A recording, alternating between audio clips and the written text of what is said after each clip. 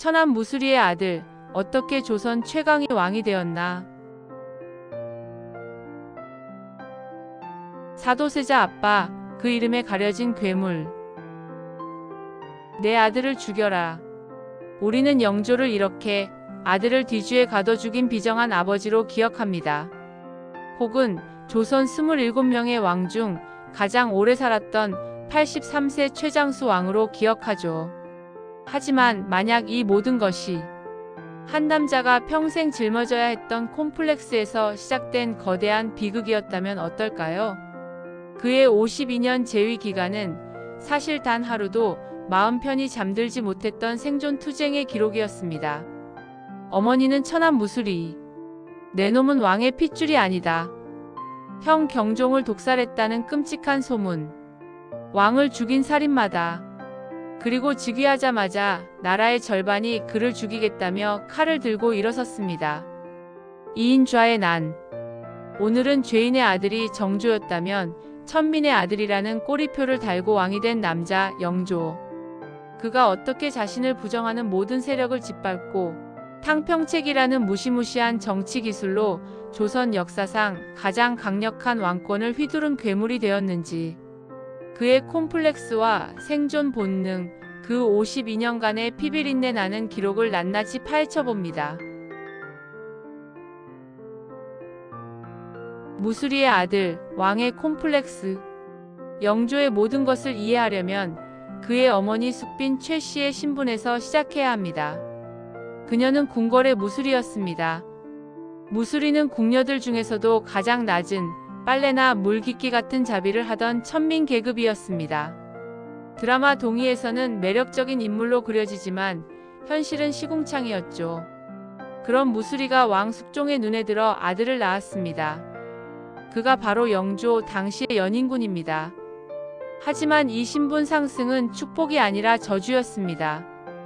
궁궐은 피해 전쟁터였습니다. 한쪽엔 희대의 요부 장희빈과 그녀의 아들 경종이, 다른 한쪽엔 인현왕후가 있었습니다. 연인군은 이 살벌한 정치판 한가운데 천안피라는 최악의 패를 들고 던져진 존재였습니다. 저놈의 몸에는 천민의 피가 흐른다. 신하들은 그를 왕자로 인정하지 않았습니다. 그는 평생을 숨죽여야 했습니다. 똑똑한 척하면 주제넘는다고 죽이려 들었고 바보인 척하면 역시 천안피는 어쩔 수 없다고 무시했습니다. 그는 이 지옥 같은 궁궐에서 살아남기 위해 완벽한 포커페이스를 익혔습니다. 그리고 이 콤플렉스는 훗날 그가 왕이 된 후에도 평생 그를 쫓아다니는 악몽이 됩니다. 형님을 죽인 자, 경종 독살설의 진실. 1720년 장희빈의 아들 경종이 왕위에 오릅니다. 하지만 경종은 몸이 약했고 아들이 없었습니다. 경종을 지지하는 소론과 연인군을 지지하는 노론의 대립이 극에 달했죠. 노론은 병약한 왕 말고 똑똑한 동생 연인군을 세제로 책봉하라고 압박합니다. 결국 연인군은 세제가 되어 형의 대리청정까지 맡게 됩니다. 소론에게는 끔찍한 상황이었죠. 저 천한 놈에게 정권을 빼앗기게 생겼다. 이 살얼음판 위에서 조선 역사상 가장 미스터리한 음식이 등장합니다. 경종이 병으로 위독하던 1724년 8월, 연인군이 형에게 간장게장을 올립니다. 경종이 게장을 먹고 탈이 나자 의관들은 상극인 꿀을 쓰자고 합니다. 연인군은 내가 의학을 안다며 의관을 물리치고 이번엔 생감을 올립니다. 그리고 그날 밤 경종은 숨을 거둡니다. 여러분이 의사라도 기겁할 일입니다. 소화불량 환자에게 기름진 게장과 탄인 덩어리인 생감을 줬다. 이건 치료가 아니라 살인 행위에 가깝습니다. 소론은 즉시 칼을 뽑았습니다. 연인군이 왕을 독살했다. 노론은 이 기회를 놓치지 않았습니다. 왕이 돌아가셨으니 세제가 즉위해야 한다. 그렇게 연인군은 형의 시신 앞에서 왕을 죽인 자라는 핏빛 누명을 뒤집어 쓴 채 조선의 21대 왕 영조로 즉위합니다. 그의 나이 31세. 악몽은 이제 시작이었습니다. 이인좌의 난 가짜 왕을 죽여라. 영조는 즉위했지만 아무도 그를 왕으로 인정하지 않았습니다. 그는 무수리의 아들이자 형을 죽인 패륜하였습니다. 즉위 4년 차인 1728년 억눌렸던 분노가 마침내 폭발합니다. 이인좌의 난. 이인좌를 비롯한 소론 강경파가 가짜왕 영조를 몰아내고 경종의 원수를 갚자며 대규모 반란을 일으켰습니다. 이건 단순한 반란이 아니었습니다. 청주성을 함락하고 경기도 안성까지 진격했습니다. 한양이 코앞이었습니다. 나라의 절반이 너는 왕이 아니다라며 칼을 들고 덤벼든 겁니다. 이때 영조의 반응이 걸작입니다. 신하들은 덜덜 떨며 피난 갈 준비를 했지만 영조는 달랐습니다. 그는 태어나 처음으로 분노했습니다. 감히 내 정통성을 건드려. 그는 콤플렉스를 건드린 자들을 용서하지 않았습니다. 그는 직접 갑옷을 입고 군사들을 사열하며 외쳤습니다. 내가 직접 저 역도들의 목을 베겠다. 왕이 직접 진두지휘에 나서자 광군은 미친 듯이 싸웠고 반란은 기적적으로 진압됩니다. 영조는 깨달았습니다. 나를 얕보는 놈, 내 콤플렉스를 건드리는 놈은 모조리 죽여야 한다. 다시는 그 누구도 나를 무시하지 못하게 하겠다. 노론이든 소론이든 나에게 덤비는 놈들은 다 쓸어버리겠다. 그는 이 끔찍한 반란의 피바다 속에서 조선 최강의 절대 군주로 다시 태어납니다. 싸우지 마라, 내 밑에서만. 반란을 진압한 영조. 그는 이제 정치를 시작합니다. 이 나라가 왜 이 모양이 되었나? 바로 붕당 때문이다. 노론, 소론 따위가 서로 죽고 죽이며 싸우다 결국 왕까지 죽이려 들었다.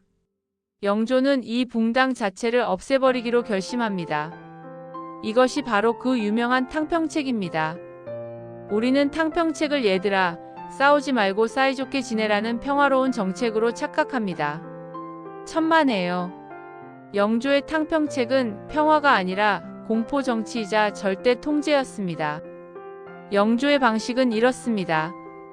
노론, 너희 영의정해. 대신 소론, 너희는 좌의정해. 서로 견제하게 만든다. 너희 둘 다 나한테만 충성하면 살려주고 너희 당파 챙기면 죽인다. 너희 당의 강경파는 내가 다 숙청한다. 오직 나의 탕평에 동의하는 온건파만 쓰겠다. 이건 균형이 아닙니다. 양쪽의 이빨과 발톱을 다 뽑아버리고 왕에게만 꼬리치는 애완견으로 만들겠다는 무시무시한 조련술이었습니다. 신하들은 더 이상 당파를 위해 싸우지 못했습니다. 오직 왕의 눈에 들기 위해서만 싸웠습니다. 조선의 모든 권력은 영조 단 한 사람의 손아귀에 틀어쥐어졌습니다. 완벽주의자의 52년 재위, 그리고 절대 권력을 쥔 영조는 완벽한 왕이 되기로 결심합니다. 자신의 천한 피 콤플렉스를 가장 완벽한 유교 군주가 되는 것으로 덮어버리려 한 겁니다. 그는 조선 역사상 가장 부지런하고 가장 검소하며 가장 깐깐한 왕이었습니다. 내가 입는 옷은 무명옷이면 족하다. 사치 금지. 나는 백성이 굶는데 쌀밥을 먹지 않겠다. 검소함 과시. 신하들은 하루에 4번씩 나에게 와서 공부한 것을 보고하라. 경영 강화. 그는 스스로를 성군의 교과서로 만들었습니다. 이 완벽주의는 성공했습니다. 그가 다스린 52년은 임진왜란 이후 가장 안정되고 부유한 영조의 시대가 되었습니다. 그는 조선 최장수 왕이 되었고 아무도 감히 그의 출신을 입에 담지 못했습니다. 단 한 사람, 그의 아들 사도세자만 빼고요. 영조의 비극은 자신이 완벽한 왕이듯 자신의 후계자도 완벽해야 한다고 믿은 것입니다. 그는 콤플렉스 때문에 스스로를 괴물 같은 완벽주의자로 만들었고 그 잣대를 아들 사도세자에게 그대로 들이밀었습니다. 사도세자가 글공부보다 무예를 좋아한다. 왕이 될 놈이 어찌 천한 무관짓을. 사실 영조 본인도 무예를 좋아했습니다. 사도세자가 그림을 그린다. 쓸데없는 잡기에 빠졌다. 영조에게 아들의 불완전함은 자신이 평생 숨겨온 천한 피 콤플렉스가 다시 드러나는 듯한 공포였습니다. 아들이 밉다기보다 아들을 통해 자신의 콤플렉스가 되살아나는 것이 두려웠던 겁니다. 너는 왜 나처럼 완벽하지 못한 것이냐. 이 질식할 듯한 압박이 결국 아들을 미치게 만들었고, 자신의 완벽한 왕국에 흠집을 낸 아들을 영조는 결국 뒤주라는 가장 끔찍한 방식으로 제거해버립니다.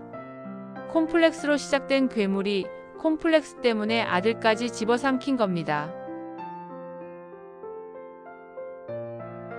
가장 길었지만 가장 고독했던 왕. 1776년 영조는 83세의 나이로 눈을 감습니다. 52년간의 재위. 그는 무수리의 아들로 태어나 형을 죽인 자라는 누명을 썼고 이인좌의 난이라는 최악의 반란을 겪었지만 그 모든 것을 짓밟고 조선 역사상 가장 강력한 왕권을 세웠습니다. 그는 분명 성공한 왕입니다. 하지만 그는 행복했을까요? 평생을 자신의 출신과 싸워야 했고 자신을 의심하는 자들을 모조리 죽여야 했으며 자신의 완벽주의를 위해 아들까지 죽여야 했던 왕. 영조의 52년은 가장 길었지만 어쩌면 가장 고독했던 시간이었습니다.